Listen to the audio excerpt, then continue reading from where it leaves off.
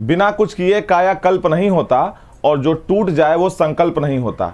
बेशक जीतना जरूरी नहीं है हर बाजी, लेकिन जीत का दूसरा कोई विकल्प नहीं होता।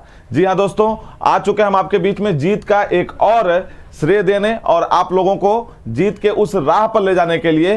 तो आ चुकी है आपके बीच में बम्पर वैकेंसी एसबीआई क्लर्क, जो बहुत दिनों से लोगों का इंतजार था। इस वैकेंसी के बारे में ही आज बात करने वाले हैं। क्या वैकेंसी है, टोटल कितनी वैकेंसीज आए हैं, क्या एलिजिबिलिटी क्राइटेरिया है, इन सभी चीज के बारे में आज हम लोग बात करने वाले हैं वन बाय वन। साथ साथ उसका सिलेबस क्या है, लास्ट ईयर का कट ऑफ क्या गया था, इन सब के बारे में बात करेंगे। बिना किसी इधर उधर की बातों के डायरेक्टली आ जाते हैं अपने पॉइंट पर। तो आज हम लोग बात कर रहे हैं एसबीआई क्लर्क 2024 का नोटिफिकेशन आ चुका है। सबसे तेज आपके बीच में हम लाकर वीडियो लेकर आ चुके हैं, तो इसी पर हम लोग बात करने वाले हैं। अगर आप देखें तो जो टोटल वैकेंसीज हैं, वो टोटल वैकेंसी आई हुई है 13,735 नंबर ऑफ वैकेंसीज आए हैं पैन इंडिया लेवल पर, जिसमें यूपी में जो वैकेंसी है सबसे ज्यादा है वो है 1894, यानी कि 1894 नंबर ऑफ वैकेंसीज आपको यूपी में देखने को मिलेगा। 1894 वैकेंसी यूपी के लिए आई है। अगर हम बात करें इसके आगे तो नेक्स्ट पर अगर आप देखें तो जो ईयर वाइज वैकेंसीज है उसमें इस साल सबसे ज्यादा वैकेंसी आपको देखने को मिलेगा। जैसे आप देख रहे हैं 2023 में यानी लास्ट ईयर में आपका 8,773 वैकेंसी था, वही 2022 में 5,486, वही 2021 में 5,454, वही 2020 में, 2019 में, 2018 में। अगर आप ईयर वाइज वैकेंसी देखें तो इस साल आपको वैकेंसी सबसे ज्यादा देखने को मिलेगा। जो आपको देखने को मिल रहा है वैकेंसी, ये गोल्डन चांस है, अपॉर्चुनिटी है आपके लिए कि आप इसको ग्रैब करें, अपने इसी अकॉर्डिंगली तैयारी करें, अप्रोच सही रखें और सेलेक्ट हो। इसके अलावा अगर आगे हम लोग बात करें तो जो इस साल वैकेंसी आई है, इस वैकेंसी का जो नोटिफिकेशन जो है, इस नोटिफिकेशन के साथ साथ इसमें यह दिया गया है कि इसका रजिस्ट्रेशन कब से स्टार्ट हो रहा है। तो इसका रजिस्ट्रेशन स्टार्ट हो रहा है आपके 17 दिसंबर, यानी कि आज 16 तारीख है, आज ही ये वैकेंसी डिक्लेयर हुआ है। तो कल से आप इस वैकेंसी के लिए फॉर्म अप्लाई कर सकते हैं। और साथ साथ ये आपको अप्लाई करने का जो लास्ट चांस है वो है 7 जनवरी 2025 तक।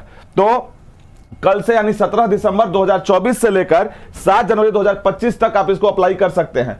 अब हम बनारसी लोगों की एक बहुत गंदी आदत होती है ना कि हम लोग लास्ट डे का वेट करते हैं, तो ये मत करिएगा। आप जितना जल्दी हो सके वैकेंसी का फायदा लेने के लिए अपना फॉर्म फिल करके अपनी तैयारी शुरू कर दीजिए। कुछ लोग इंतजार करते कहते चला भरल जाए ना, आगे देखल जाए, तो ये करने का कोई जरूरत नहीं है। आप जनरली वैकेंसी का जो फॉर्म आता है उसको भरिए और भरकर सीधे अपनी तैयारी शुरू कर दीजिए। इसके आगे अगर आप बात करें तो नेक्स्ट है आपका एजुकेशनल क्वालिफिकेशन। एजुकेशनल क्वालिफिकेशन की अगर हम लोग बात करेंगे तो इसमें सिंपली ग्रेजुएट लोगों के लिए बोला गया है। जो सिंपली ग्रेजुएट है किसी भी स्ट्रीम से, वो ये फॉर्म भर सकते हैं। लेकिन यहां पर मेन बात यह है कि उनका जो ग्रेजुएशन है वो 31 दिसंबर 2024 तक कंप्लीट हो चुका हो, यानी कि रिजल्ट डिक्लेयर हो चुका हो।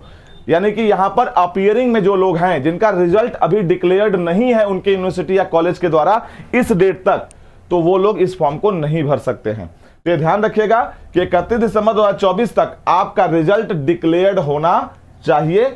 आपके वेबसाइट पर यानी कॉलेज या यूनिवर्सिटी के वेबसाइट पर आ चुका होगा। आपके हाथ में हार्ड कॉपी नहीं आई है तो भी आप ये फॉर्म भर सकते हैं, लेकिन वो रिजल्ट डिक्लेयर्ड हो कि आप पास हैं या नहीं हैं, ठीक है ना। इसके आगे अगर बात करें तो नेक्स्ट पर हम बात करेंगे एज क्राइटेरिया पर, जो कि कई लोगों को कंसर्न होता है कि सर एज कितना इसमें मांगा गया है। तो देखिए इसमें साफ साफ लिखा है मिनिमम एज जो है वो 20 साल है और मैक्सिमम 28 साल है, ठीक है। इसमें मैंने आपको समझने के लिए बता दिया है, आप ध्यान रखिएगा। 2 अप्रैल 1996 यानी 2 अप्रैल 1996 से लेकर 1 अप्रैल 2024 के बीच में अगर आपका बर्थ डेट और ईयर पड़ता है, ठीक है, तो आप इसमें एलिजिबल हैं। अगर कोई व्यक्ति का बर्थ डेट और ईयर 2 अप्रैल 1996 के पहले का है, ठीक है, अब इसके बाद का तो हो ही नहीं सकता है, ठीक है। तो आप इतना बस ध्यान रखिएगा कि 2 अप्रैल 1996 के पहले का अगर आपका बर्थ डेट है तो आप इसके लिए एलिजिबल नहीं है।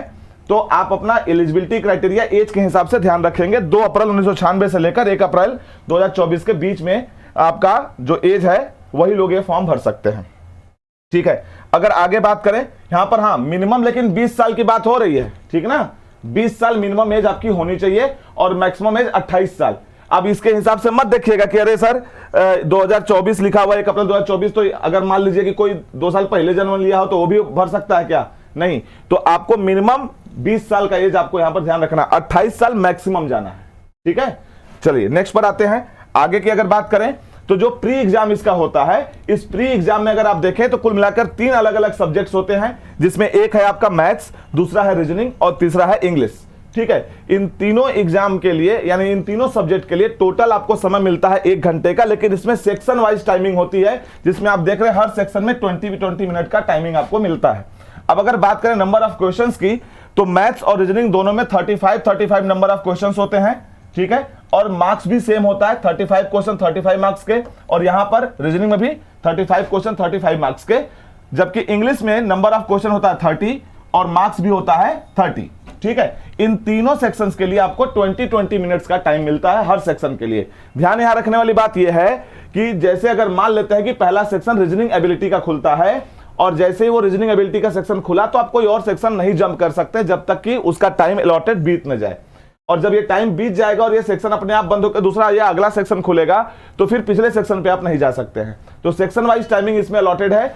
टोटल जो क्वेश्चन होंगे वो 100 क्वेश्चन होंगे, 100 मार्क्स के होंगे, और टोटल टाइम अगर आप देखें तो तीनों सेक्शन के मिला के हो जाता है 60 मिनट, ठीक है। ये आपके प्री एग्जाम में की बात मैंने की जो आने वाला है, ठीक है। वहीं अगर मैं मेंस एग्जाम की बात कर लूं तो मेंस एग्जाम जो है इसमें अगर आप देखें तो 4 सब्जेक्ट हो जाते हैं, ओवरऑल 5 सब्जेक्ट होता है, लेकिन सामान्यतः क्या होता है ना कि एक सब्जेक्ट रीजनिंग के साथ ऐड होकर आ जाता है। जैसे आप देखें यहां पर मैथ्स है, मैथ्स में 50 क्वेश्चन पूछा जाता है, 50 मार्क्स का होता है, और उसके लिए आपको अलॉटेड टाइम जो मिला है वो 45 मिनट का मिलता है।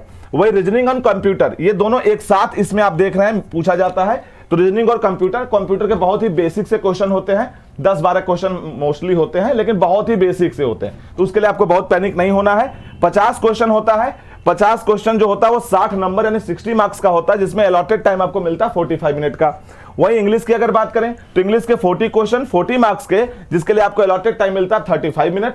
और जीए जो होता है वो 50 क्वेश्चन होता है 50 मार्क्स का, और उसमें भी 35 मिनट्स का आपको टाइम मिलता है। तो टोटल जो आपके क्वेश्चन हो जाते हैं वो हो जाते हैं 190 यानी 190, जबकि मार्क्स है 200, ठीक है, और अलॉटेड टाइम आपको मिलता है 160 मिनट का, ठीक है। तो ये आपको ध्यान रखने वाली बात है कि आपका जो पेपर है प्री और मेंस वो कितने कितने मार्क्स का सेक्शन वाइज है, कितना टाइमिंग किस सेक्शन पे आता है, और कौन कौन से टोटल सेक्शन है आपके, तो मैंने आपको अभी बता दिया। अगर हम लोग इसके आगे बात करें तो जो लास्ट ईयर का कट ऑफ आप देखें अगर 2023 का, ये प्रीलिम्स का कट ऑफ मैं आपको बता रहा हूं। लास्ट ईयर 2023 में जो वैकेंसी आई थी उसमें प्रीलिम्स का जो कट ऑफ था, अनरिजर्व कैटेगरी यानी जनरल कह लीजिए, ईडब्ल्यूएस और ओबीसी, इन तीनों का प्रीलिम्स का कट ऑफ जो था वो 60.50 था। आउट ऑफ 100 की बात हो रही है, क्योंकि प्री होता है 100 मार्क्स का, ठीक है। तो आउट ऑफ 100 60.50 इन तीनों कैटेगरी का कट ऑफ गया था। जितने लोगों का नंबर इससे ऊपर था, और सेक्शनल कट ऑफ की बात नहीं कर रहा हूं मैं, ओवरऑल की बात कर रहा हूं, जितने लोगों का नंबर इसके ऊपर था वो सभी लोग जो है मेंस के लिए क्वालिफाई कर गए थे। वहीं अगर मैं बात कर लूं एससी के लिए, तो शेड्यूल कास्ट के लोगों का जो कट ऑफ था वो 53.50 था, और एसटी के लिए जो था वो 53.50 था। ये लास्ट ईयर का प्रीलिम्स का कट ऑफ मैं आपको बता रहा हूं, जो भी लास्ट ईयर जो एग्जाम हुआ था उसकी, ठीक है। वहीं अगर हम लोग मेंस के कट ऑफ की बात कर लें तो मेंस का देखिए, अब हम लोग मेंस 2023 के कट ऑफ की बात कर रहे हैं।